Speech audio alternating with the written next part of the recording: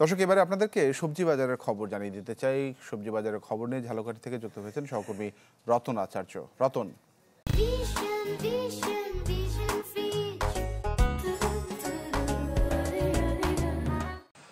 তানভীর, আপনাকে ধন্যবাদ। আমি আপনাকে জানিয়ে রাখছি যে ঝালকাঠির যে সবজি পাওয়া যায় তার বেশিরভাগ সবজির যোগান দেয় কিন্তু সাতক্ষীরা এবং যশোর থেকে আসা সবজিগুলো। তো এক সপ্তাহের ব্যবধানে প্রতি কেজি সবজির দাম কিন্তু 10 থেকে 20 টাকা বেড়েছে।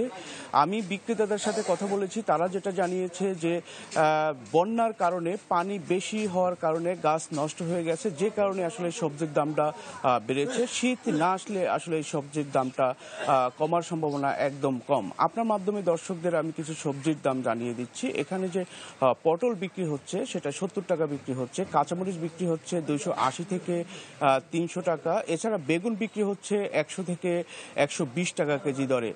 এছাড়া যে অন্যান্য সবজি রয়েছে, বেশিরভাগ সবজি কিন্তু 80 টাকা বা 90 টাকা হিসেবে বিক্রি হচ্ছে। তো এখানে যারা ক্রেতা রয়েছে, সাধারণ ক্রেতা যারা রয়েছে, তারা কিন্তু বলছে যে তাদের এই সবজিগুলো কিনতে তারা হিমশিম খাচ্ছে এবং বাজার যদি মনিটরিং করা হতো বা ঠিকমতো মনিটরিং করা হয় তাহলে হয়তো বা বাজারের দামটা কিছুটা কমার সম্ভাবনা রয়েছে। তো তানভীর, ঝালকাঠি থেকে আমার কাছে এই ছিল সর্বশেষ। জি রতন, ধন্যবাদ আপনাকে আমাদের সঙ্গে যুক্ত হওয়ার জন্য। রতন আচার্য জানাচ্ছিলেন সবজি বাজারের খবর।